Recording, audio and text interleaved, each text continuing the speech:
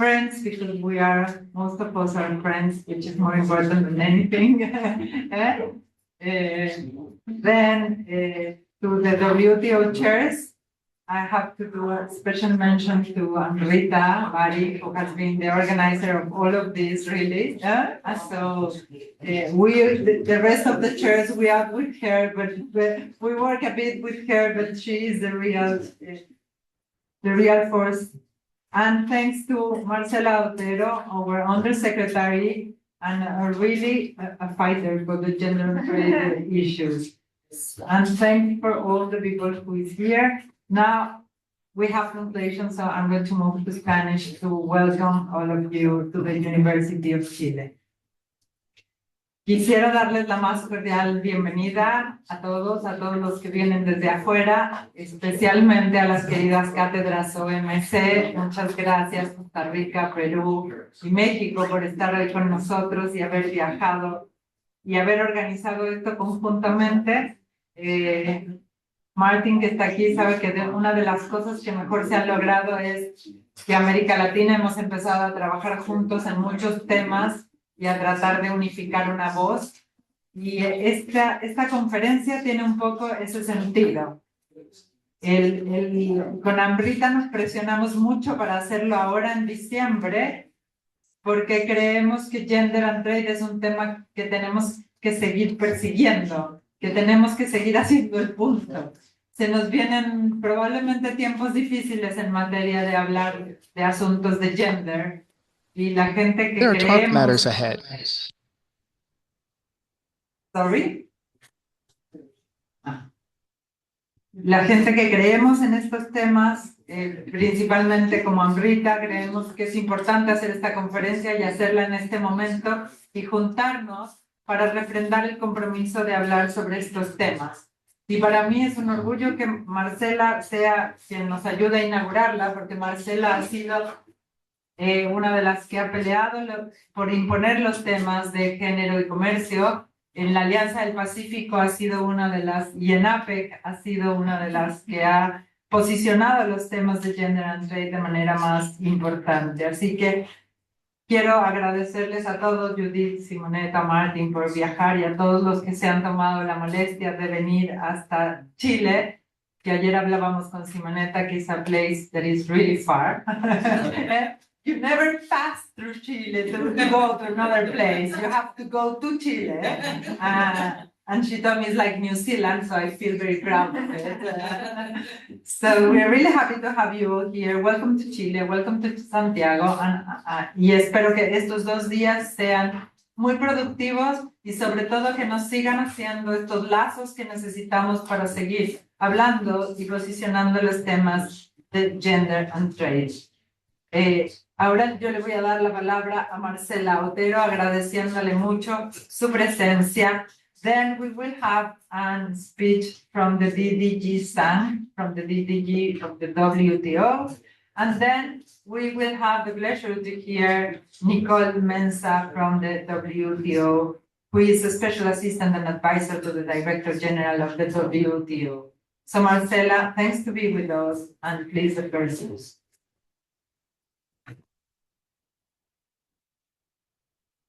The floor, but not the microphone. Hola. ¿Está prendido? ¿Se escucha? Que oigan allá. ¿Sí se escucha? Ah, perfecto. Muy buenos días a todas y todos. También voy a hablar en español, aprovechando el trabajo de nuestros intérpretes, a quienes agradezco desde ya. Voy a tratar de hablar despacio para facilitar la traducción. Es un honor para mí estar hoy día representando a la Subsecretaría de Relaciones Económicas Internacionales, SUBREI, en este importante evento en el marco de las cátedras del Programa de Cátedras OMC del Instituto de Estudios Internacionales de la Universidad de Chile. Quiero especialmente agradecer a la directora Dorotea López por invitarme y por organizar estas cátedras de OMC que ya tiene un liderazgo el Instituto de Estudios Internacionales reconocido. Quiero también saludar y felicitar a todos y todas las presentes, a las autoridades, a los distintos colegas y también a todos los expertos que están aquí presentes y a quienes nos acompañan virtualmente desde distintos usos horarios. Veo ahí a Nicole Mensa conectada y es un placer además ver tantas caras conocidas, amigas como Anrita, como Simoneta, que nos conocimos en la época de la pandemia, solamente virtualmente, y es muy reconfortante conocernos en persona. Todas las personas que están acá en esta cátedra y que nos están acompañando virtualmente son quienes han trabajado por mucho tiempo en investigar sobre este tema que nos convoca hoy en este Congreso de Comercio y Género. Han estudiado, han analizado sus investigaciones, han aportado evidencia para fortalecer las políticas públicas e impulsar la innovación en este ámbito tan relevante. Durante la última década, Chile ha avanzado en una política comercial inclusiva y con enfoque de género, reconociendo que el comercio no es neutral y que requiere acciones deliberadas para evitar que se refuercen las desigualdades existentes en este ámbito. Este compromiso de Chile se materializa a través de un modelo de trabajo que hemos llevado a cargo desde la Subsecretaría de Relaciones Económicas Internacionales y del Ministerio de Relaciones Exteriores de Chile, tanto en una agenda bilateral como en la agenda multilateral y plurilateral, como ya lo mencionaba la directora Dorotea López. Hemos trabajado en la OCDE, veo a Jane Korenek conectada, seguramente hablará en un rato más. Hemos trabajado en el foro APEC, que es el foro de cooperación del Asia-Pacífico, donde Chile ha sido sede ya en 2 oportunidades, y hemos sido los primeros en poner en las prioridades del foro el tema de mujeres y comercio inclusivo. También, como decía Dorotea, en la Alianza del Pacífico, que es este mecanismo regional conformado por Chile, Perú, Colombia y México, y muy próximamente por Costa Rica. Y también, por supuesto, hemos negociado capítulos de comercio y género en nuestros acuerdos bilaterales, que ustedes deben saber, Chile es el país del mundo que tiene la red más amplia de acuerdos comerciales. Tenemos 35, o puede ser 36, creo que hay un último que entró en vigencia la semana pasada. Y todo esto lo estamos liderando desde Subrey. ¿Y por qué menciono esto? Hay un departamento específico que se llama Comercio Inclusivo, que aquí está Francisca Nicole Guerrero, representante del departamento. María Jesús Prieto, la jefa, anda ahora haciendo parte de las actividades del capítulo que tenemos de Comercio y Género con Canadá en estos momentos. ¿Y por qué creamos esta institucionalidad? Por lo mismo que mencionaba la directora, porque creemos en la importancia de las materias de género, comercio, MIPYMES y comercio y pueblos originarios y comercio. Y por eso creamos un departamento específico que está liderando todas estas acciones, de lo cual yo les hablaré un poquito hoy día. Nuestro enfoque, para comenzar, es importante mencionar que está plenamente alineado con los compromisos internacionales de Chile en esta materia, como por ejemplo, ¿cierto?, la Convención para la Eliminación de todas las formas de discriminación contra la mujer, CEDAW, la Plataforma de Acción de Beijing, la Agenda 2030, la Declaración de Buenos Aires sobre Comercio y Empoderamiento Económico de las Mujeres, que fue acordada en la ministerial número 11 de la OMC el año 2017 en Buenos Aires, y la Política Exterior Feminista, que fue lanzada por el ministro de Relaciones Exteriores de Chile, don Alberto Van Claveren, en junio del 2023.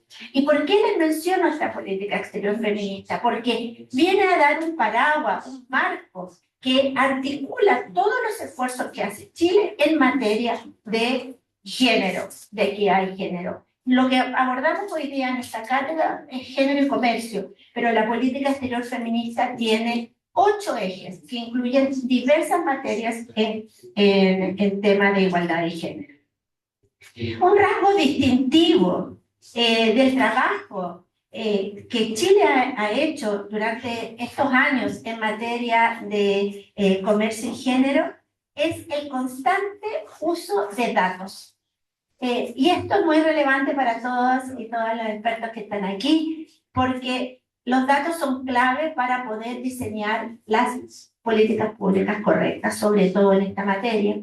Y es así como desde el 2017, la SUBREI ha liderado un estudio que hemos denominado Radiografía de la Mujer Exportadora, que también está en inglés por si quieren acceder a ella en el sitio de la SUBREI. Esta radiografía de la mujer exportadora, que se hace cada año, este año se lanzó en su 7ª versión. Y aquí quiero compartirles algunos datos con la paciencia de los intérpretes.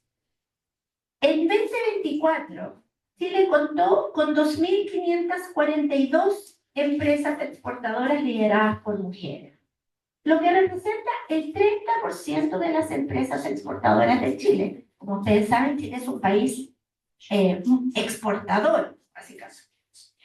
Estas compañías han generado más de 500.000 de empleos formales, equivalente al 43% de la fuerza laboral en Chile, de la fuerza laboral exportadora. Además, estas empresas lideradas por mujeres, estas empresas exportadoras lideradas por mujeres, alcanzaron ventas globales por alrededor de 23.000 millones de dólares, lo que equivale al 23% del total del valor exportado por Chile ese año. Importante, en promedio, cada empresa liderada por mujeres emplea 69 mujeres, casi el doble de las empresas exportadoras lideradas por hombres. Todos estos datos los vamos obteniendo cada año de manera más específica y nos ayudan para seguir mejorando nuestras políticas. Sin embargo, estas empresas que les menciono siguen enfrentando desafíos importantes conocidos por todas y todos. Más de la mitad exporta a un solo mercado. Casi la mitad exporta o solo un producto o solo un servicio. Y 1 de cada 3 exporta solo una vez al año. Entre 2019 y 2024, el número de empresas exportadoras lideradas por mujeres creció a una tasa promedio anual de 1,9%, mientras que las empresas lideradas por hombres crecieron a 0,7%. A las tasas actuales de crecimiento, la brecha de género en participación exportadora en Chile se cerraría recién en 2069, lo que hace imperativo acelerar el progreso mediante políticas públicas específicas que apoyen la internacionalización y el emprendimiento de las mujeres. Y eso es lo que nos convoca también en este importante congreso. Chile ha sido pionero, como les mencionaba, en incorporar capítulos de comercio y género específico en sus acuerdos comerciales, y me gustaría compartirles que a la fecha tenemos 9, con Uruguay, que fue el primero, Canadá, Argentina, Brasil, Ecuador, Paraguay, la Unión Europea, que fue el primer capítulo de comercio y género que negoció con algún país en el mundo, y con Singapur a través de la Alianza del Pacífico, y como les decía, más recientemente entró en vigencia nuestro capítulo de comercio y género con Emiratos Árabes Unidos, lo cual representa algo muy importante con un socio clave en Medio Oriente para un tema como es el empoderamiento económico de las mujeres. Estos capítulos establecen comités conjuntos, y esto es lo clave porque es la implementación de los capítulos lo que hace el impacto, ¿cierto? Entonces, estos comités conjuntos de ambas partes acuerdan un programa de trabajo que incluye compromisos cooperativos en áreas como comercio digital, habilidades digitales, financiamiento, liderazgo femenino, generación de redes, que apoyen a las MIPYMES en su proceso emprendedor. El progreso es evidente. Les quiero comentar más cifras para poner en dificultades al intérprete. El acuerdo Chile-Uruguay, que fue el primero en el mundo en incluir este capítulo de comercio y género, ya nos ha mostrado una tendencia positiva. que refleja la última radiografía de la mujer exportadora.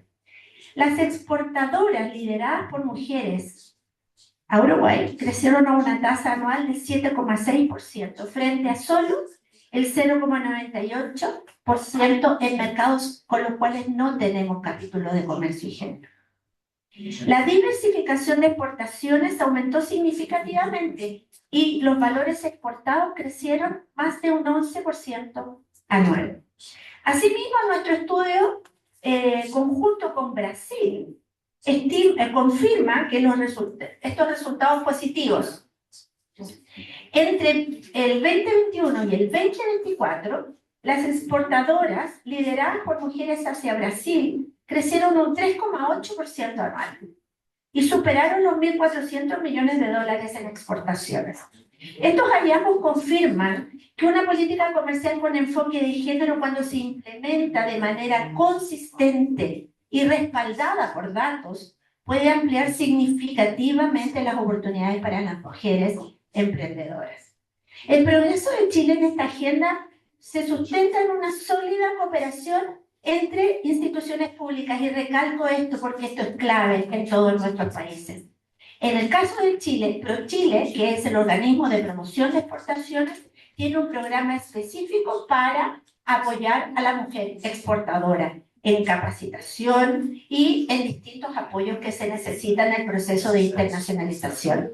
Pero además, para esta radiografía de mujer exportadora que les comenté, hicimos convenios con organismos como Cercotec, Corfo, Aduanas de Chile y Chile Compras, además del Servicio de Impuestos Internos, porque toda esa red de datos hace que tengamos un mapeo universal de los datos de las empresas lideradas por mujeres. Y también es importante que siempre trabajamos de la mano con el Ministerio de la Mujer y de la Equidad de Género de Chile, ya que alineamos todos nuestros compromisos internacionales con los que tiene Chile en la materia y nuestra política exterior feminista. Y para ir concluyendo, Chile ha sido activo también a nivel internacional. Participamos, por supuesto, del Grupo Informal de Comercio y Género de la OMC desde su inicio. También la Declaración de Buenos Aires, como les dije, la hoja de ruta de La Serena, de Mujer y Comercio Inclusivo de APEC, que tiene objetivos específicos hasta el 2030, coincidiendo con los ODS. Y también el trabajo que hemos llevado adelante en la Alianza del Pacífico, donde todos saben que el 2020 los presidentes acordaron una declaración de igualdad de género que tiene una hoja de ruta para la autonomía y el empoderamiento económico de las mujeres del bloque de la Alianza del Pacífico. Este año 2025, Chile volvió a liderar el grupo técnico de género de la Alianza, y la semana pasada acabamos de tener una cumbre de mujeres empresarias de la Alianza del Pacífico, gracias al apoyo de Corea, que es un estado observador, lo cual también es sumamente relevante en la Alianza, ya que si bien somos 4 miembros, próximamente 5, tenemos más de 60 socios, estados asociados que apoyan en cooperación. También somos miembros fundadores del Arreglo Global de Género y Comercio, llamado GETAGA, por su sigla en inglés, y del Grupo de Acción de Comercio Inclusivo, o ITA, por su sigla en inglés.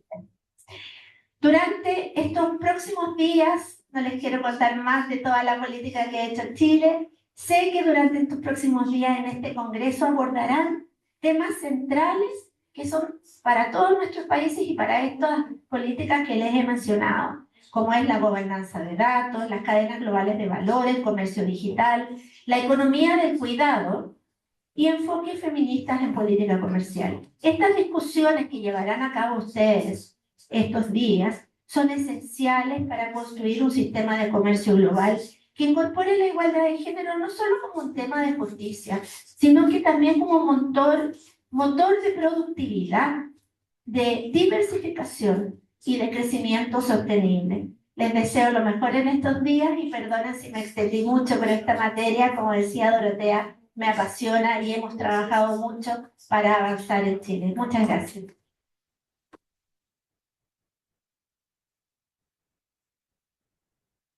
Thank you very much. I'm really sorry with the people in Zoom. I just found out that you're not having translation. No. So, sorry. We're gonna ask Marcela if she can give Of course. and we will post it we will link it and we will send it to you in English. So I'm really sorry. We are going to go on in English until we can do something. At least after the coffee break. No, don't worry, don't worry. We will send it to you. Now we will listen to the DDG sang his inaugural speech, and we really thank you, Marcela, for a very enlightening conference. I'm sorry, the one that missed it, but you will be able to read it. Yeah? Oh, we also have problems with that.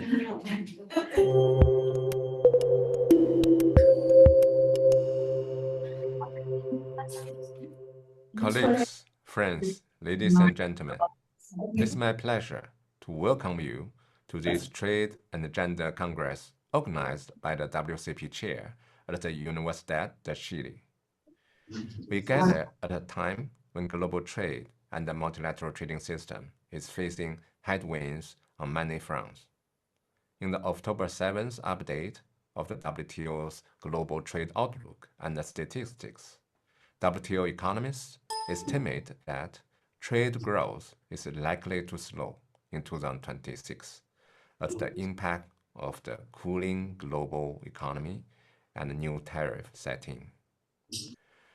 With women already facing higher obstacles to trade through legal prohibitions to economic participation, discrimination in the granting of finance, the gender digital divide, and knowledge gaps in trade and trade rules, the impact of trade tensions and a cooling global economy will be felt keenly by women entrepreneurs and women-led business. At the WTO, we have been increasingly mobilizing efforts on the trade and gender front. Anchoring discussions at the WTO is the informal working group on trade and gender, which seeks to intensify efforts to increase women's participation in global trade. With 130 WTO members and 5 observers participating in this informal working group, it aims to support gender-responsive trade policy making, mainstream gender in the work of the WTO, support research and work on how the Aid for Trade initiative can bolster women's empowerment in trade. Notably, the informal working group's 2025 and 2026 work plan will reinforce the work initiated at the 13th WTO Ministerial Conference and envisions a strategic roadmap to translate members' engagement on women's economic empowerment through trade into concrete outcomes, including deliverables for the 14th WTO Ministerial Conference, which will be held in Cameroon in March 2026. This Trade and Gender Congress is thus timely and offers a valuable opportunity to engage in discussions on some of the key issues in global economic and trade governance, lending a gender perspective to trade facilitation, investment, trade finance, global value chains, trade policy, e-commerce and digital trade, data governance, innovation and frontier technology, environmental sustainability, and more. At the WTO, we are also seeing an increase in gender issues reflected in the various initiatives, with WTO members recognizing the opportunities for women's participation in trade to contribute to economic growth and sustainable development. Take the new WTO disciplines on services domestic regulation, which first entered into force for some WTO members in February 2024. These disciplines seek to mitigate the unintended trade restrictive effects of measures relating to licensing requirements and procedures, qualification requirements and procedures, and technical standards Importantly, they include a new commitment to non-discrimination between men and women, which is designed to support women's economic empowerment and participation in services trade. To further empower women entrepreneurs and help them grow their business through international trade and digitalization, the WTO and the International Trade Center recently launched the Women Exporters in Digital Economy Fund. The WIDE Fund aims to reduce the finance gap, improve access to technical assistance and training on digital skills, boost export competitiveness by connecting women entrepreneurs to digital market platforms, and build an inclusive and effective business ecosystem that leverages a network of partnerships with private and public sector.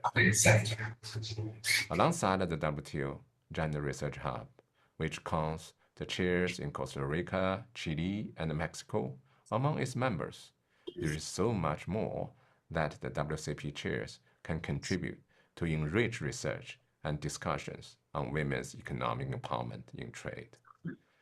The book by the chair in Mexico titled Trade Agreement and Women, Transcending Barriers, which is featured in today's program, is an exemplary of the purpose for which the WTO Chairs Program was established. The Chairs Network can also take pride in knowing that your work is seen by those of us at the WTO. Platforms such as the International Prize for Gender Equality in Trade, which was launched by the Informal Working Group co-chairs, Cabo Verde, El Salvador, and the United Kingdom in 2024, recognize the best and the most impactful gender-responsive policy, program, or project that support women's economic empowerment. In the second edition this year, the chair in Vietnam was awarded the Special Mention Prize for its project that integrated gender consideration across the full design and implementation of the Chairs Program. The WTO Chairs Program has remained steadfast in its mission since its inception in 2010. The program enhanced knowledge and understanding of the multilateral trading system among academics, policymakers, and other stakeholders by supporting trade-related research, curriculum development, and outreach activities at academic institutions in beneficiary WTO members and observers. The research and teaching materials on WTO issues that are generated by the chairs are therefore extremely important in allowing policymakers and trade negotiators to take well-informed decisions and, in line with the theme of the conference, incorporate gender perspective into free trade agreements and the trade policy instrument. In the end, we must never forget that inclusive trade is not just about moving goods. It's about moving opportunity into every community.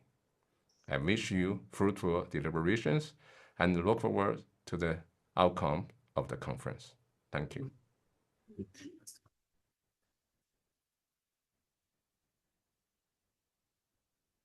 Thank you very much.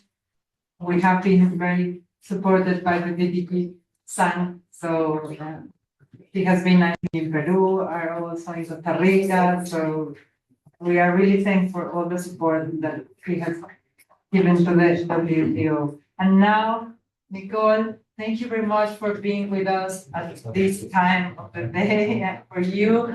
And thanks also for all your support. We were really lucky. We have Nicole Mensa with the Director General last year here at the university. So it is an honor and a pleasure to have you again. Nicole Mensa is a special assistant and advisor to the Director General of the WTO, and we will have the pleasure to have her as a keynote speaker. So Nicole, please, the floor is yours. Thanks again. Ahora podríamos a lo mejor mover. ¿No puede prender su micrófono o qué?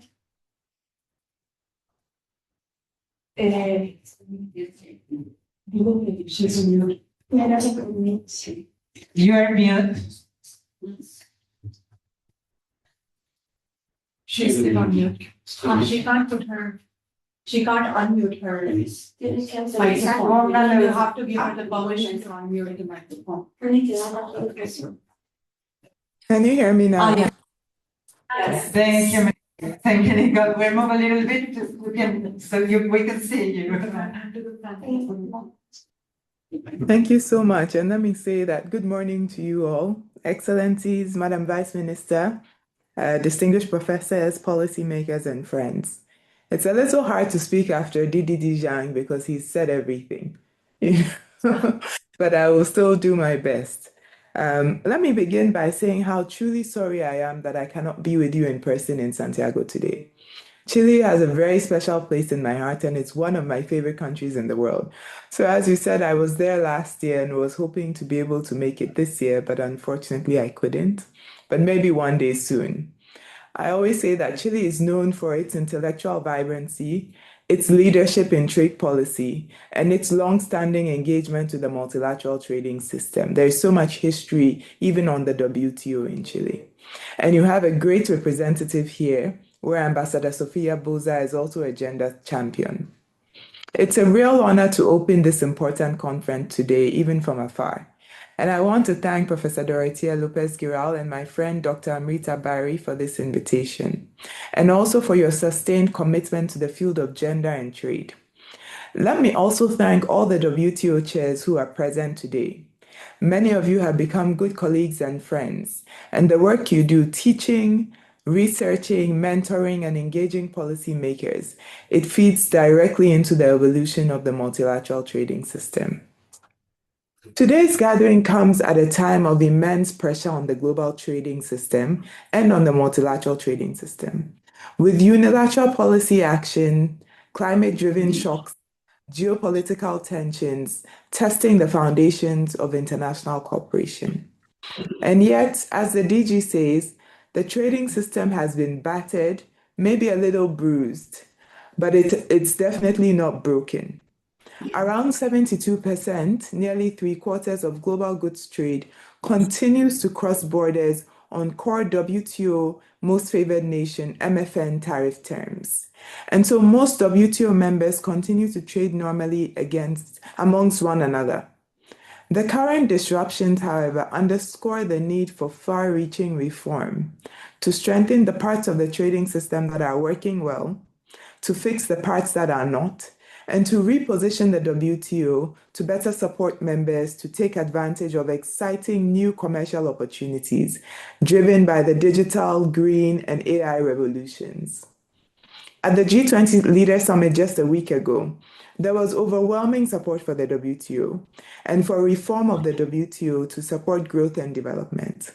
So this conference that you are having today is happening at a crucial time. Since the DG came into office, she has constantly repeated that the WTO, as stated in the Marrakesh Agreement, is about people. It is about improving people's lives and livelihoods, creating employment, and driving sustainable development. And so even in the current reform efforts, we have to look at how women's lives can be improved, how employment can be created for women, and how we can drive sustainable development. We know that trade is a driver for creating jobs and opportunities for women. And a lot of work is being done to ensure this, but there is still so much more work to do. Globally, let me just give you some figures. Globally, women own roughly 30% of formal SMEs in emerging markets. Yet more than 70% of these women-owned SMEs are unserved or underserved by the financial sector. That means they're unbanked or they're underbanked. They don't have bank accounts or they're not using financial services properly. This contributes to an estimated $300 billion credit gap for formal women-owned small businesses. In many countries, women-led firms are significantly less likely to export. Recent OECD data shows that only 11% of women-led MSMEs exports compared with 19% of men-led MSMEs. ITC has also highlighted that only around 1 in 5 exporting companies globally is led by a woman, even though women-led exporters often perform as well or even better than their male-led counterparts. Joint work by the WTO and the World Bank shows that in developing countries, women make up 33% of the workforce in firms that export versus 24% in non-exporting firms. Over the past decade, thanks to work that many of you have participated in, trade and gender has moved from the margins of policy debates to the center of many global economic discussions. Not because it is the right thing to do or the politically correct thing to do, but because the evidence that this topic is important is now overwhelming. We know now that when women participate in trade, the outcomes are transformative.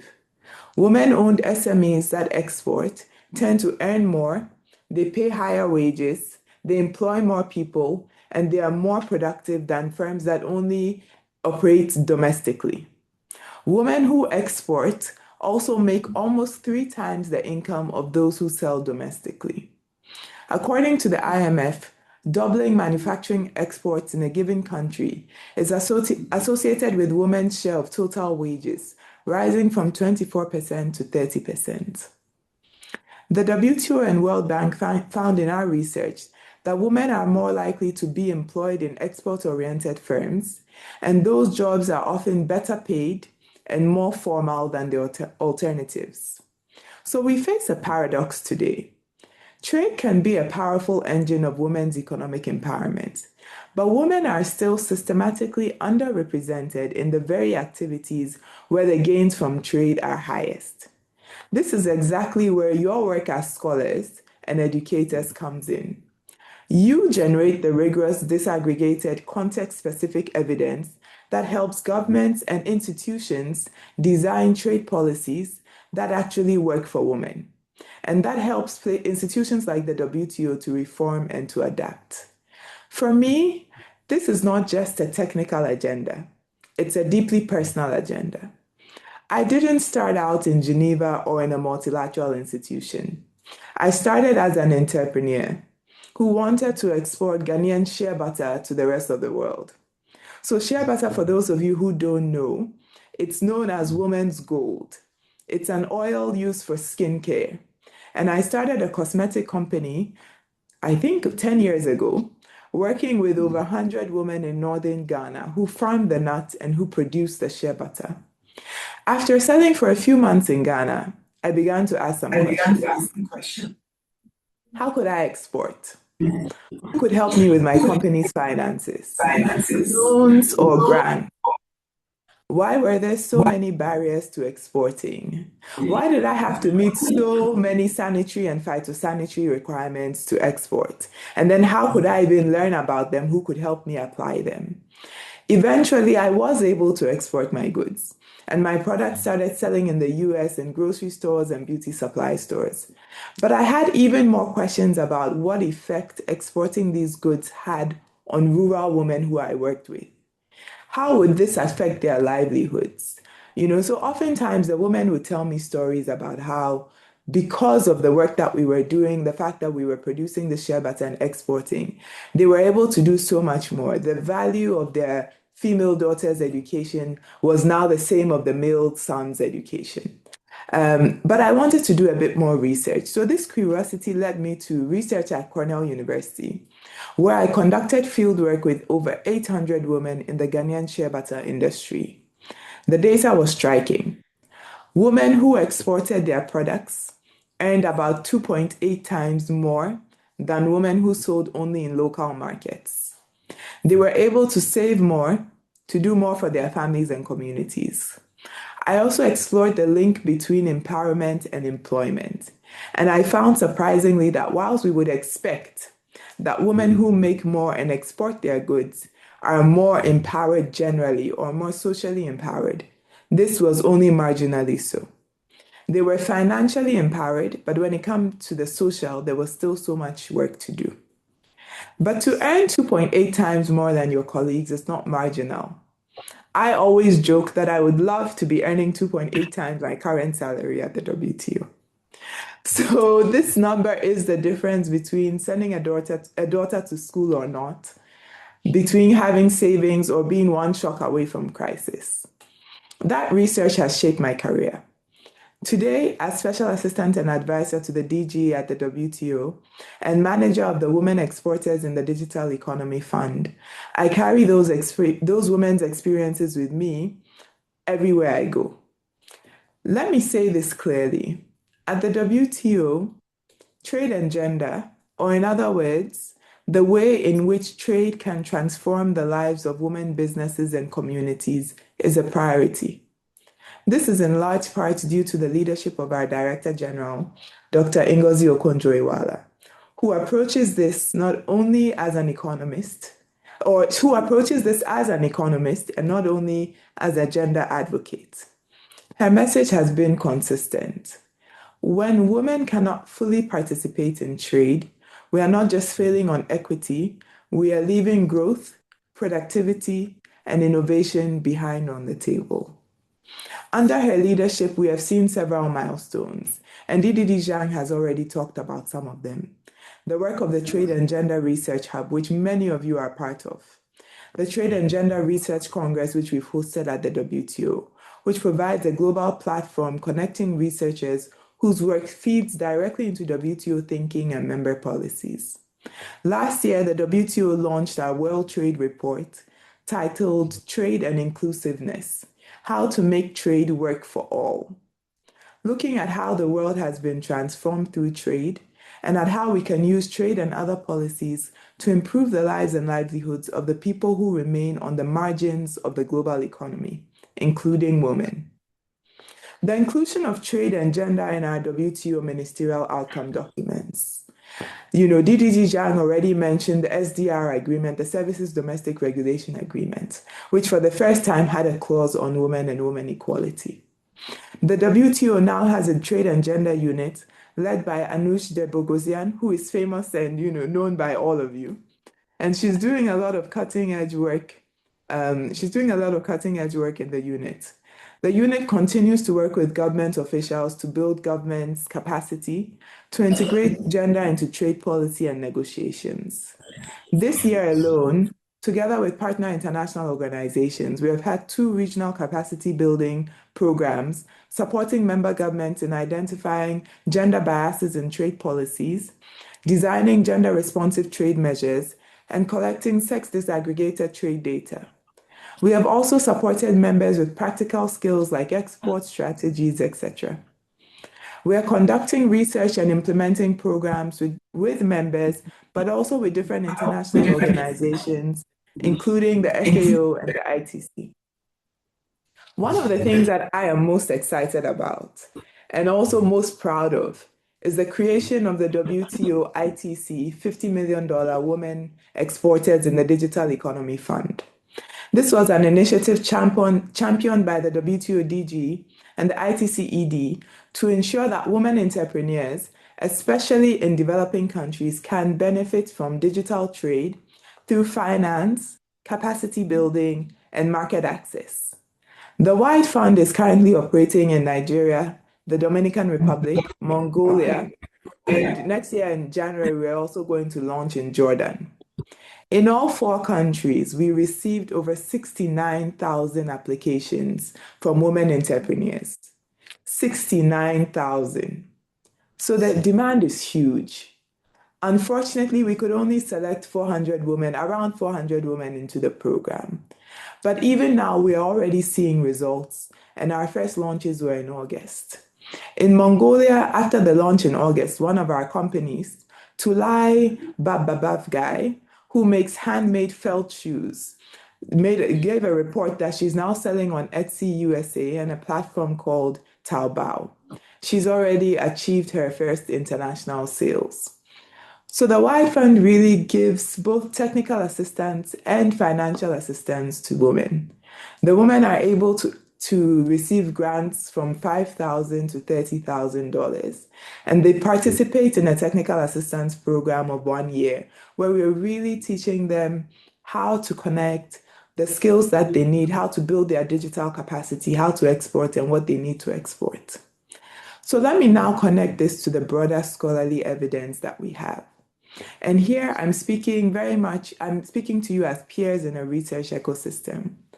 We know from the OECD, World Bank, ITC, WTO, and many of you and your own studies that women are overall less likely to start businesses and scale them. And when they do, their firms tend to be smaller, younger, and less well-financed, and less likely to trade across borders. Digital divides compound these gaps. In emerging and developing economies, there are an estimated 200 million more men than women who own mobile phones, which is critical for accessing digital finance and e-commerce. Yet, when women-owned firms do export, they often match or they outperform other firms on productivity, wages, and innovation. As a young child, my father used to say to me, and apologies to all the men, I do have a brother, but he would tell me that whatever a man can do, a woman can do 2 times better. So, in other words, the problem is not women's capacity. It is the ecosystem, its finance, its infrastructure, its social norms, its networks, its rules. And this is where we still need you. We still need more sex disaggregated trade data, especially for services, for digital trade, and informal cross-border trade. We still need more impact evaluations of trade agreements, aid for trade programs, and export promotion schemes from a gender perspective. We need your research to inform programs and then to inform policy. Let me give the example of the WIDE Fund. It would be great to work with researchers and to learn from your experiences on how we can better implement this program. What has been done in the past and how can we improve it? On a larger scale, now we have the WIDE Fund, but how can countries then implement this kind of project on their own, or maybe, yes, in collaboration with us, but on a larger scale? We need your work. The DG always talks about the work of the WTO chairs because it is so necessary. I'm currently reading Amrita's book on trade agreements and women and finding it so informative. And I think in addition to collaboration on specific projects and joint work, we need your research on some specific topics right now. As we work on WTO reform, how has a multilateral trading system really in practice helped or maybe hindered women's ability to trade? Which trade policies most effectively increase women's participation in exporting and in higher value segments of value chains? Everything now is about AI. So how do new technologies, AI, digital platforms, cross-border payment systems, change the landscape for women traders? Who is left behind and why? What specific policy tools have the highest return for women-owned SMEs? As a segue, I saw that one of the segments, I think it's the last segment, which talks about care and some of the social aspects of women entrepreneurship. And even in the WIDE Fund, one thing that we found now is the issue of care. We have all these women who are participating, who are receiving grants, who are receiving training, and yet women still have issues of not being able to attend training programs because they're expected to look after their children or their family members, not knowing how to balance a business still with daycare. So there's still so much work and so much research to be done to help us to effectively implement programs. Some of this research can be done by chairs independently, but it would also be exciting to conduct some of this work together with our Trade and Gender Unit. Your evidence, as I mentioned, informs us at the WTO, and it also does the same for members and negotiators. It also shapes the design of initiatives like the WIDE Fund. As we look towards MC14 in Cameroon and beyond, I see several opportunities for collaboration between the WTO and the academic community. And I hope we can begin to discuss this. and to see how some of you will join us. We already have a number of events planned during the Ministerial on Women in Trade. Colleagues, let me close with a simple but important reflection. Trade does not automatically empower women. It empowers women when we carefully design it to do so, when we measure it honestly, and when we hold ourselves accountable for results. We still have a lot of work to do. And that is why, to me, this conference matters, and it's why your research matters. It's for us at the WTO, this topic is still a priority, no matter what else is going on in the world. So I look forward to learning from the discussions over these next 2 days and to building even stronger bridges between your research community and our policy work. Thank you so much, and muchas gracias.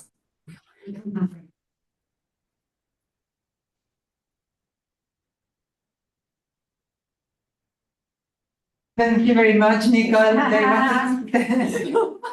Victor Sacco, Rosemary Hernandez, Gerald Solano, and Ambrita want to say hello to you.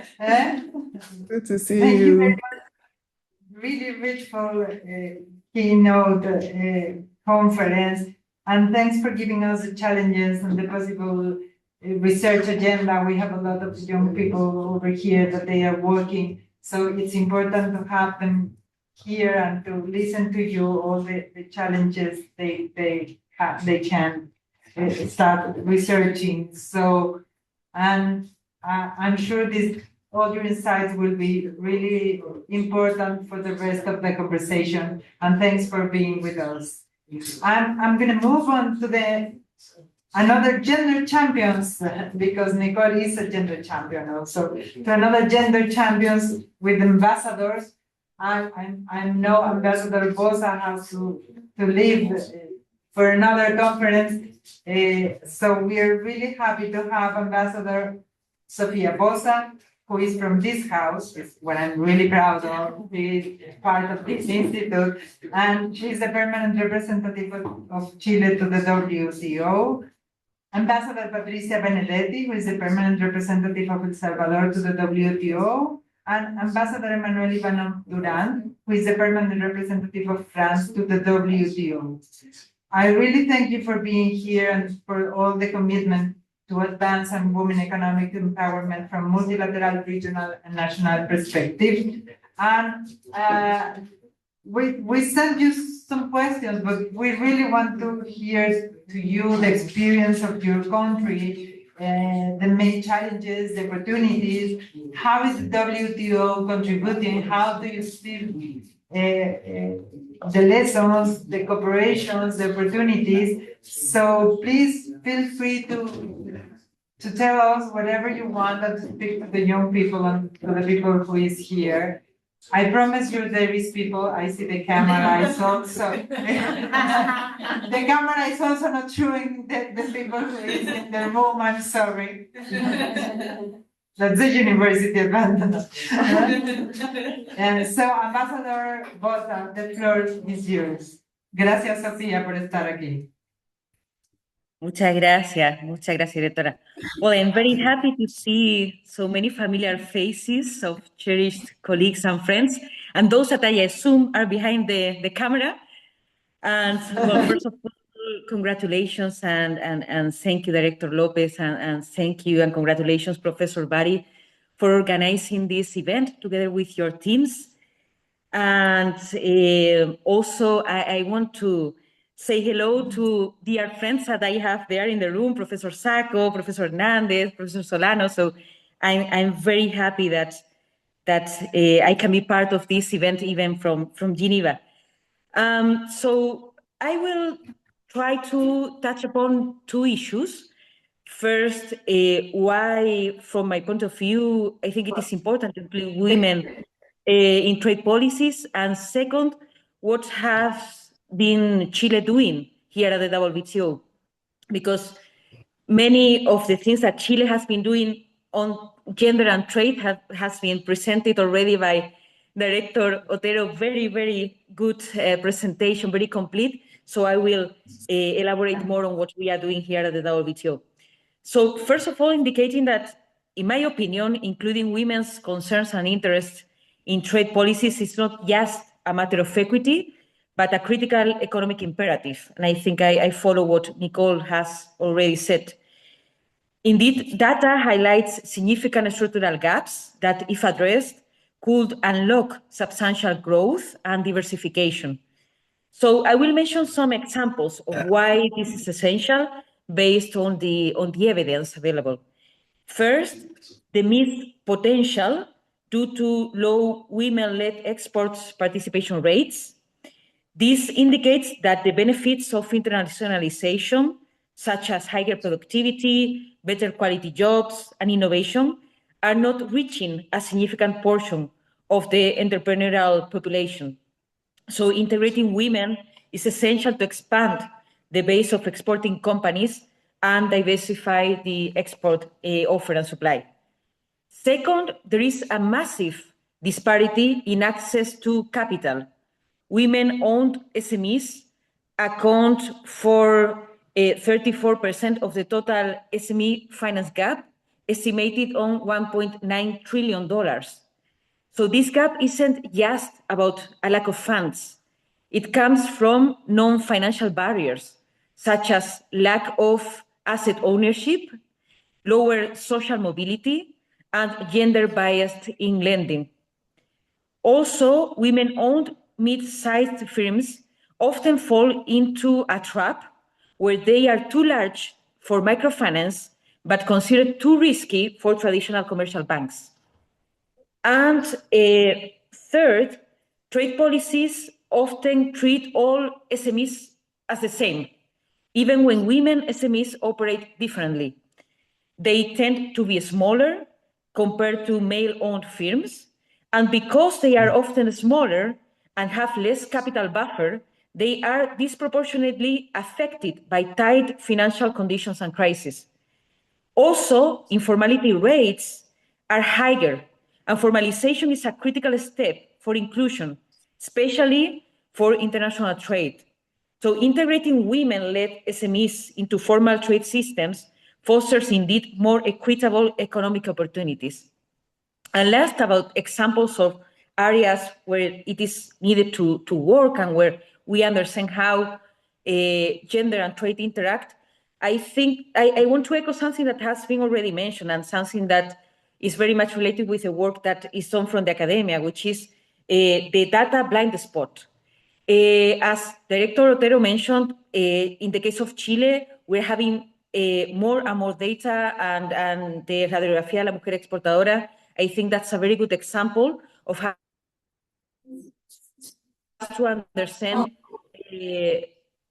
Sorry, I think it. Can you hear me? Okay, yeah. So I was saying that Chile is a good example of how developing more data and closing this data blind spot is something very important to being able to create or to design more targeted and better oriented policies, because from the radiografía de la mujer exportadora and those and related efforts, we could see where the specific problems were and to which markets we can target to even implement more policies, or to which sectors. So those are examples from me about how trade and gender relate and areas in which work I think is needed, among others. About what are we doing here at the WTO, Chile is doing here at the WTO about gender and trade. Some things have been mentioned, but first of all, we participate very actively, and since its creation, and Director Otero already mentioned, in the informal working group on gender and trade, which is led by my dear colleague Patricia Benedetti, Ambassador Patricia Benedetti, who is also part of this panel. And there we have had the opportunity to share our experience, for example, under the feminist foreign policy in its pillar on trade and gender, but as well to hear from others their experiences, which is somehow a way to have cooperation. I mean, sharing experience, sharing policies that have been working is a way to implement cooperation.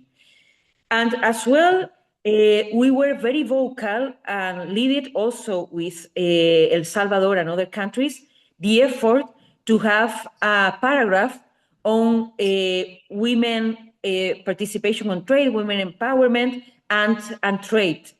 For the last ministerial declaration at the Abu Dhabi conference, which was the ministerial conference that we had in February last year.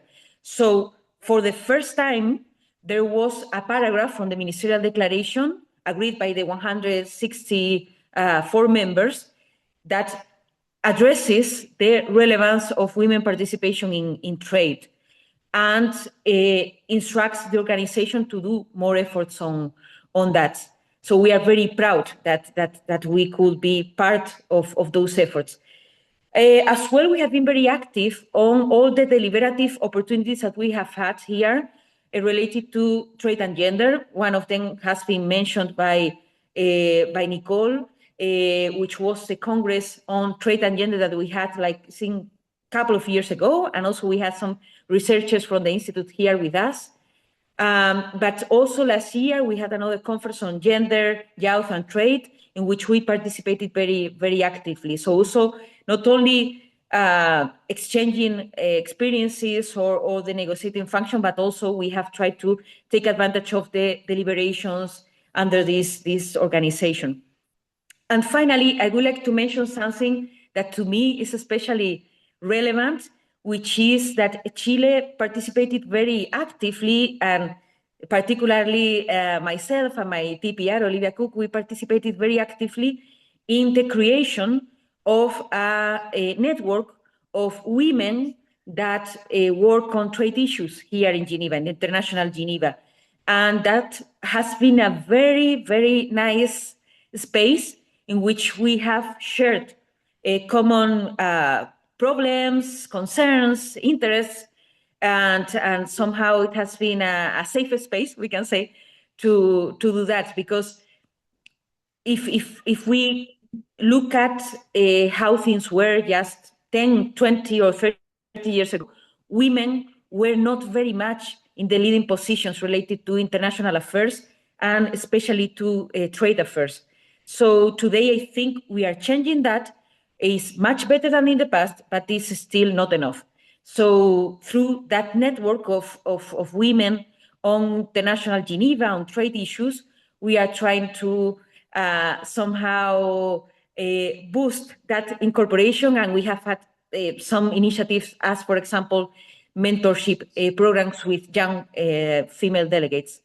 So that's from me. As Director Lopez said, I have to leave a bit earlier, but of course I'm available for the next 50 minutes for any follow-up and well, again, thank you very much.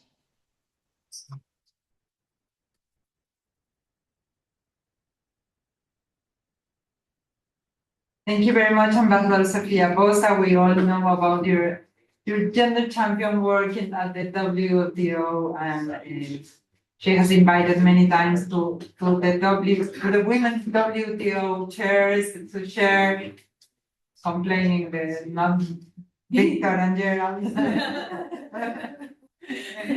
Thank you very much. And now, as you say, we have the honor to have Ambassador Benedetti. She is also, she has been leading many initiatives. So, Ambassador Benedetti, thanks for being with us. Muchísimas gracias, embajadora, y también muchísimas gracias por recibirnos siempre calurosamente en Ginebra. Thank you very much. Muy buenos días para todos en Chile, and I will continue in English. Distinguished guests, dear colleagues, ladies and gentlemen, it's a great honor for me to be participating in this Congress on Trade and Gender. I would like to express my gratitude to the government of Chile and also to the Institute of International Studies of Chile. I think your leadership and commitment on this issue makes possible this conversation in which hopefully we do more than share ideas, but basically also reaffirm our collective responsibility to advance women economics empowerment.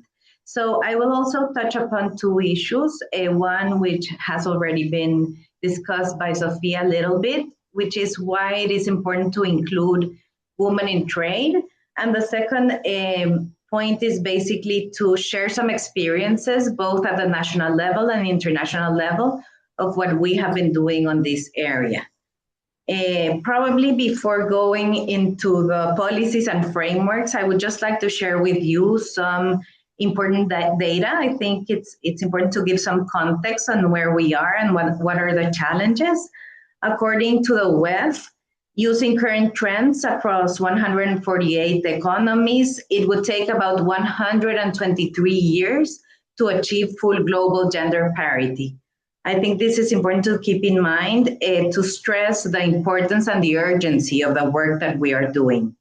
Also, I think Nicole mentioned some of this at the beginning. Women are 27% less likely than men to participate in the labor market. In many societies, as we know, discriminatory practices and cultural expectations restrict women's financial autonomy.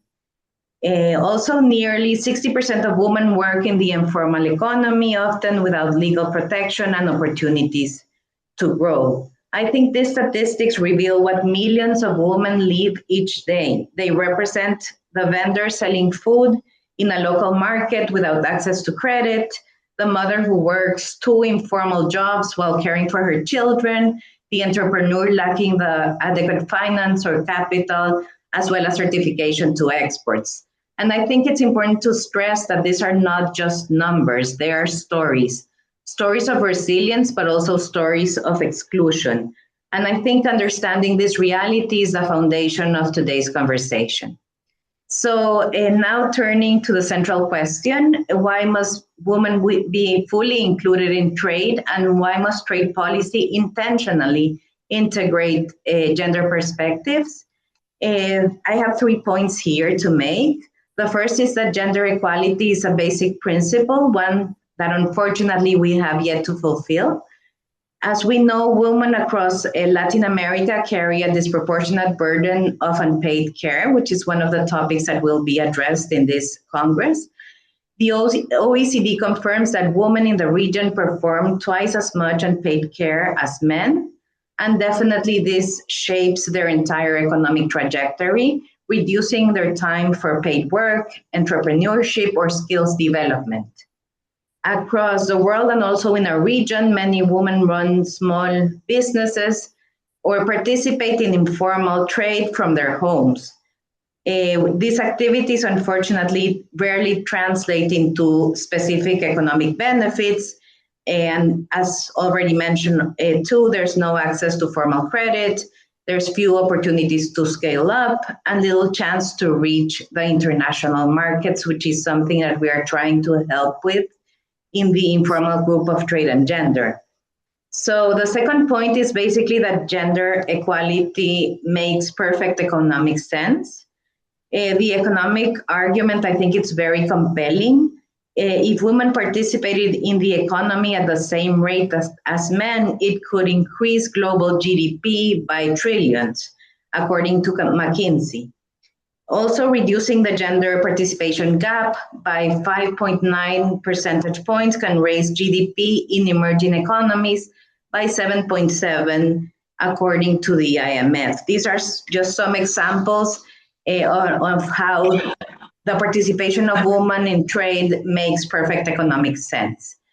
So, and the third one is that trade-related jobs are transformational, as was already mentioned. But unfortunately, women remain underrepresented in this type of jobs. As we know, export-oriented sectors have better pay, they offer greater sustainability, stability, they are more productive, and also provide ways to produce higher value. Yet structural obstacles, unfortunately, regulatory procedures, logistics, financing, keep many women out of the international landscape. This is not only inequitable, but it also represents a missed opportunity to fully harness the talents, the skills, and the economic potential that women bring to our societies.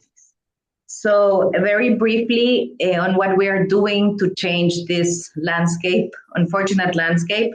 At the national level, we have done a significant step and it's the development of the Salvadorian Technical Standard on Gender Equality, led by the Salvadorian Standardization Organization. And the idea basically is to create a gender equality management system in the workplace, which contributes to implement actions to promote women economic empowerment and economic autonomy, which is very important. Also fostering a culture of equality between men and women, and enhancing the balance between professional, family, and personal life. And finally, also eliminating all forms of violence towards women in the workplace. So this is a pilot project. Actually, right now, 4 institutions, public and private, are participating. So we hope that we can expand this initiative further going forward. So we have another very interesting project, which is called Aldea, and it's one of El Salvador's most comprehensive initiatives to empower women, but also families and the community. And this Aldea project focuses on strengthening women economic autonomy, training in entrepreneurship, financial literacy, and business development, but also to scale up digital skills and access to technology. And there's another 2 other components, which is support for women-led community enterprises and reducing barriers related to caregiving, which is also very important. Now, regarding the work that we are doing here at the WTO, specifically in the informal working group on trade and gender, I think Sophia mentioned already the historic step that we reached at Abu Dhabi, where the ministers recognized for the first time that gender equality is central to the purpose of the multilateral trading system, and that this positions women's economic empowerment as a core pillar of inclusive and sustainable growth within the multilateral trading systems. We also worked with my fellow co-chairs at that time, UK and Cabo Verde, to express some commitments, and together we promoted the integration of gender perspectives into the trade policy review mechanisms, which I'm sure everybody here knows. Also developed tools for gender responsive trade policy making. This is something, a tangible result that came out of the IWG, and strengthen the gender disaggregated data and analysis, which is something that I think you can all support us with in this very important gap that still remains. And finally, to promote gender-specific provisions on trade agreements, as Sophia mentioned, sharing experience and highlighting its importance, and also increasing engagement with civil society. Definitely civil society, entrepreneurs, they are our eyes on the ground, and they know firsthand what are the challenges that need to be overcome. So thank you again. These are my comments for now. Thanks, Ambassador. Thanks for all your leadership on the informal group on trade and gender and all the work done. Now we will have the pleasure to listen to Ambassador Emmanuel Ivanov-Duran, the permanent representative of France at the WTO. Thanks, Ambassador, for being also with us today. Well, thank you very much, and I hope you can hear me well. I just wanted first to thank you for this very kind invitation, and to tell you it's a great honor to be taking part in this roundtable alongside Ambassadors Boza and Benedetti, who are true experts in their field of work, and they work tirelessly to promote more inclusive trade policies, and particularly for women. And I want to say something about the Chairs program, because this is something very dear to our heart, and we are, my country is a strong supporter of the Chairs program, and we are very proud of the work that is being done by the chairs around the world, and especially the Chilean chair as well. And I'm so happy that you had an opportunity to organize this Congress around gender equality, because I think it's a huge issue, and it's a very important issue. And considering, the time we're living in right now, I think it's even more important to keep our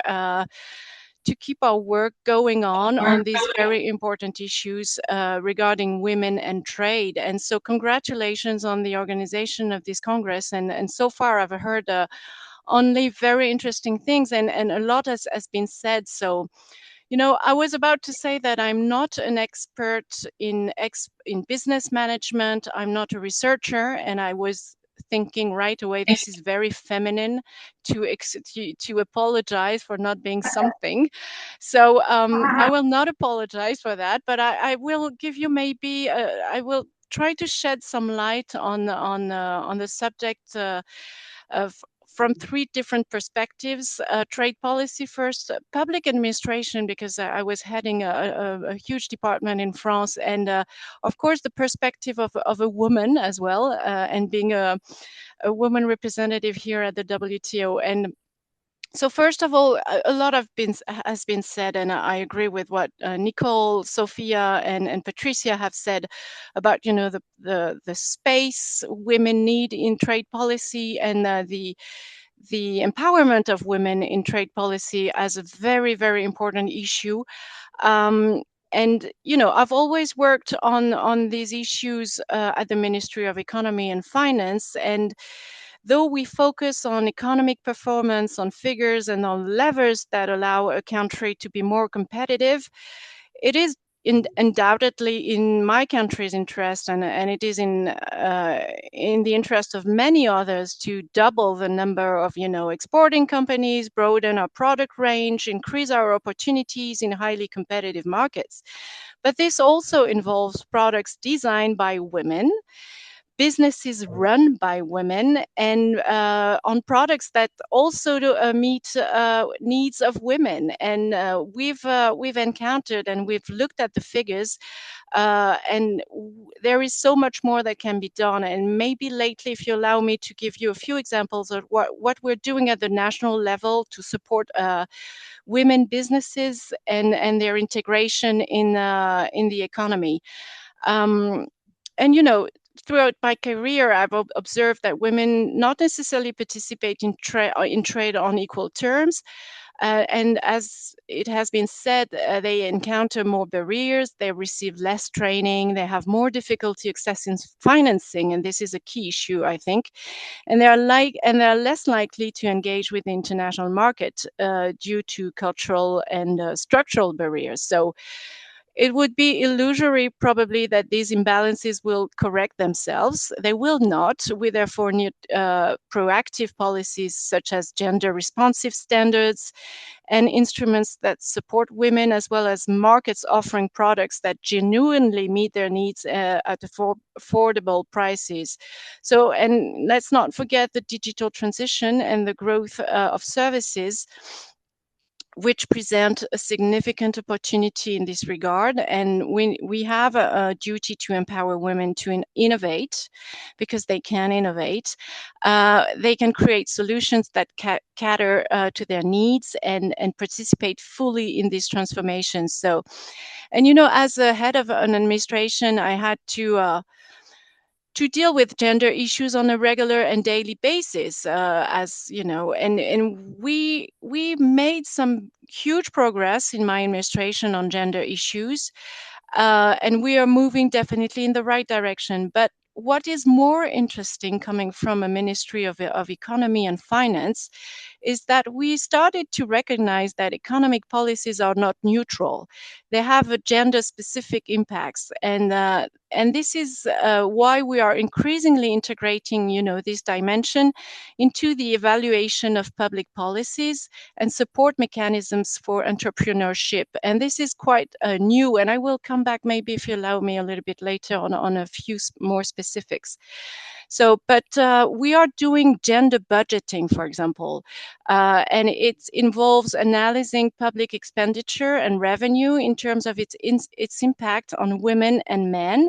And this is very interesting to see, because it's a tool for creating fairer and more effective policies. And so far, so we are starting the first evaluation, and we are seeing that, you know, the way the economic instruments are oriented or are directed at some sectors and at some groups actually have an impact on gender equality and are not always neutral or not trying to rebalance, you know, the power of our public policies. And it's I think it's a very important issue. So as a woman, of course, you know, it's and women in management, for example, has always been an issue. And in my country, where I think people might think that it's not an issue, it is still very much of an issue.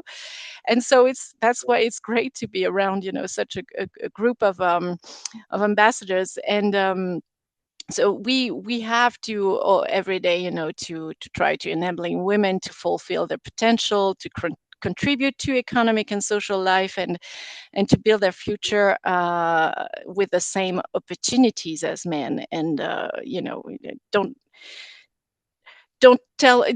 let me be too specific, but I have so many examples where this happened. So just because I touched upon this, I want to come back maybe on specific items that we're doing to support women's entrepreneurship in France. And the one such mechanism is the gender equality guarantee. It's what we call in French Garantie Égalité Femmes, which facilitates access to financing for female entrepreneurs. We also support programs dedicated to women entrepreneurs it's called Womb Energy in the energy sector, for example, as well as our public financing a bank. They support systems, you know, which offer special training, mentoring, and they also help to develop professional networks for women. We also have specific initiatives encouraging women entrepreneurs to expand internationally by providing access to export tools, to trade shows, and to specialized financing. And of course, at the European level, where the trade policy is actually shaped among 27 member states of the EU, France is always a strong advocate for the integration of gender issues into trade policies. So this is really, I think, reflected in the promotion of sustainable development clauses and chapters that integrate gender equality into trade agreements. And we do always champion these provisions in our trade agreements. And of course, we're always a strong support of the EU's work towards an inclusive approach to trade. And finally, the French Development Agency finances numerous projects aimed at strengthening women's entrepreneurship and improving their access to markets, credit, and international value chains. And this is an essential way of supporting women's, you know, economic participation, particularly in developing countries. So in the future, I really believe that we must, it would be great if we took 3 further steps. We have to strengthen the integration of gender analysis into all economic and trade policies, so that the specific impact on women is systematically taken into account. And on that, I take on the suggestion made to have a, you know, closer work being done by the chair, by your work, and the gender unit at WTO. I think it's great. I mean, if we can, you know, the whole purpose of the chair's program is actually to provide with, you know, this research and the basis and this data and statistics and analysis of gender issues. It would be great if we can, you know, try to put this work together. Of course, we must increase support for women exporters by developing more, you know, targeted coaching programs, encouraging their participation in global value chains, and including on innovative sectors and the green and digital transitions. And this is this can be done obviously at the WTO in terms of analysis and in terms of negotiations. And Sophia and Patricia have already said what has been done and what we're trying to do at the WTO. And I congratulate them on the work being done, because it's very important. And if we can have another, a declaration on women in trade during our next ministerial, that would be just awesome. But it's also each and every member who has to take this, this issue of on board. And so we have to champion these issues at each level.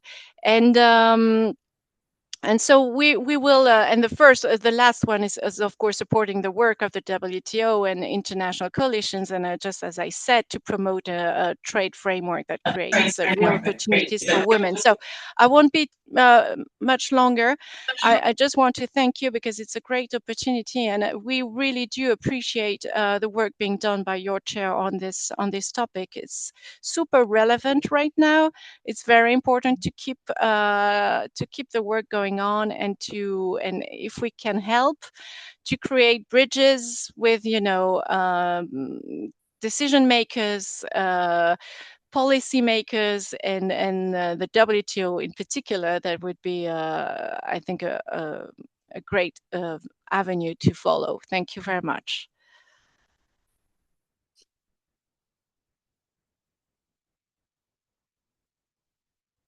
Thanks, Ambassador. Thanks for your presentation, and thanks for all the support that your country has given to all the work of the WTO chairs.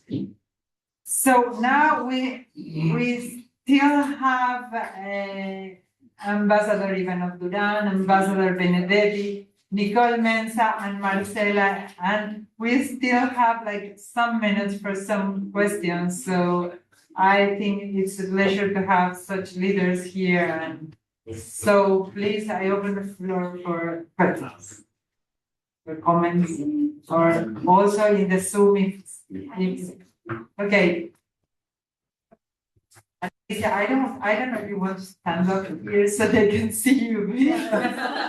Sorry, but it's strange that nobody can see you. At least they can say hello, because Alicia in Chile is a key person for all the gender issues trade. Is one of the first ones to work on these issues and to support all the work that we have done in the WTO chair also in Chile. Well, hello, thank you very much. My name is Alicia Froman. I teach here at the Institute for International Studies. I have a very brief question. I would like to know whether a ministerial declaration is being considered for MC14.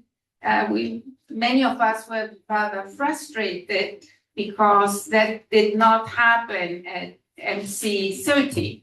And also, offer all our support that this might actually happen. That is my question. Thanks. Alicia, I don't know if we have another question. Probably we can take 2 or 3 questions. Dear WCP chair from Peru, WTO chair from Peru, Victor Sacco, one of the organizers of this December idea, Christmas idea. Thank you. Just to be brief, I don't know if the ambassadors or even Nicole help us with this. MC14 is coming, so I don't know if you know something, there will be some space for talk about gender, or there are some opportunities to have the topic on the table or around. Thank you. Thanks, Victor. I don't know if we have a last question and we can take them all. Dear Rita. Following up on Alicia's and my friend Victor's question, how can we support you at NC14 going forward? If you do have any agenda on creating gender, what role do you foresee for the chairs, and how can we participate? Thank you very much. It will be a pleasure to listen to the 4 of you. So I don't know if Nicole, you want to start. Puso una cara de. Can you hear me? Yes, we can. Okay, so maybe on the question on MC14, I think I'll leave that to Ambassador Benedetti. On the outcome document, because I know that they have something planned. And I think for how to support, there are many ways where planning actually, it hasn't been fully disclosed. So maybe I'm disclosing to you probably a day of events with different segments following women and trade. And I think quite a number of panels with ministers and everything. But it would be great also to have some chairs to get the research perspective, because there's the minister's perspective of policy and what's happening, but also to get what feeds into that perspective. Okay, Ambassador Emmanuel gives me the thumbs up. So then I'm taking it that that's a good thing. So I think that would be one of the ways that the chairs could also join, so that we hear more about your research and about what is happening also on the ground in these different countries. So we will work on it, and then myself and together with Anush will come back to you. And Ambassador Benedetti, I know on the statement you've been working on that as well. So Great, Nicole. So dear chairs, Cameroon is our next. Marcela, I know. Do you want to add something? Because Ambassador Benedetti was appointed, so I give you the floor so she can think about the answer. Thank you, Dorothea. Well, I think the best people to answer are there in Geneva, of course. But just to say that capitals are also supporting the work, for example, in the case of Chile, that is leading in Geneva our Ambassador Sofia Bosa. From Subrey, from Santiago, we are very coordinated in supporting this issue of gender and trade, and hopefully to have something of that at MC14. So I would say that the main point is that capitals are very coordinated with Geneva to follow up on this issue and to have all the support of the capitals. Thank you. Thank you very much, Marcela. I don't know, Ambassador Ivanov and then Ambassador Benedetti wants to close. Well, I will definitely leave Patricia answer on the ministerial declaration. She's well more knowledgeable about this. But no, just to support what Nicole was saying, that if there are side events on gender, I think it would be really a good idea to showcase a little bit more the work you're doing as WTO chair on this issue, and it's a way of also communicating on your work and letting it known to the members, which is, I think, great. So I would absolutely support such a move and something like this happening in the margins of the ministerial conference. But Patricia, it's for you. Thank you, Ambassador Benedetti. I don't know if you can hear us and if your Zoom is okay. Yes, I can hear you very well. Thank you so much, and thank you for the questions. Actually, on the ministerial declaration, I would like to say two things. Probably we are obviously as co-chairs and within the informal group, we are trying to get the best result for the issue of women economic empowerment within the ministerial, and definitely nothing less than what we had in Abu Dhabi. Obviously, we are still trying to figure out the issue of the outcome document as a whole, not only on the issue of gender, but what shape will it have. So this is something that we are still defining. But definitely, I would like to reassure you that within the informal working group and with my co-chairs, Australia and Cabo Verde, we are working on a chair statement, as we had in the last ministerial, which will obviously cover all the work done up to now, and also the future work that we are planning. On the issue of the events, we are also together with the WTO Secretariat planning an event on gender, trade and gender, and also the MSMEs group, in which we are planning to launch a financial inclusion compendium. A digitalization compendium. As you know, we already launched the financial inclusion one last ministerial, so now we are trying to give this additional practical tool for entrepreneurs on the financial inclusion issue, which is a big gap, as we know. And on Amrita's question, definitely we will need all the support you can give us to continue promoting these issues on trade and gender, participating in side events, and bringing this issue forward as much as possible within the discussions of the ministerial. Thank you very much. Thank you very much. Thank you very much to all of you for taking your time, being late in Geneva, and thanks for all the support and for the insightful information that you have been given us for these 2 days. And now just another applause for them.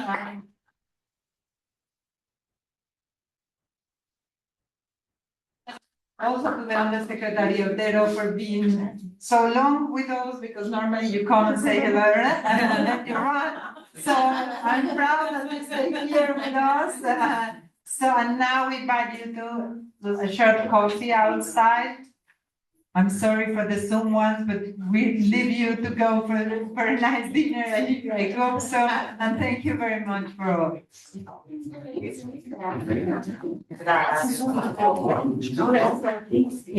Bueno, Rosario, ahora los amigos. Everyone,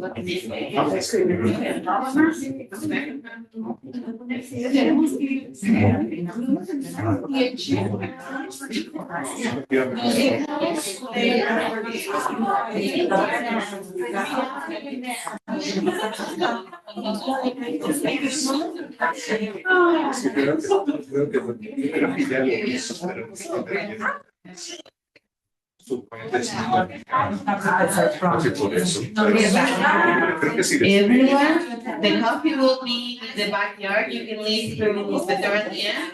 You can leave your stuff here because we will come back to the same room. And to the Zoom participants, we will be closing the link for a second in order to fix the translation issue, but it's the exact same link that will be up in access on the break. Yeah.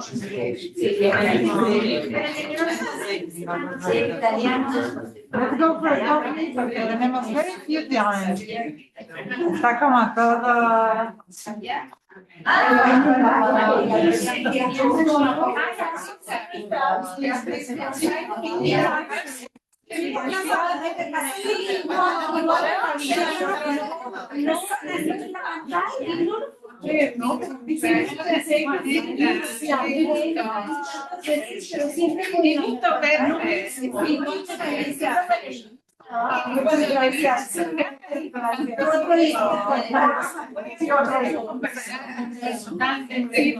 La diferencia es que el otro con el niño actual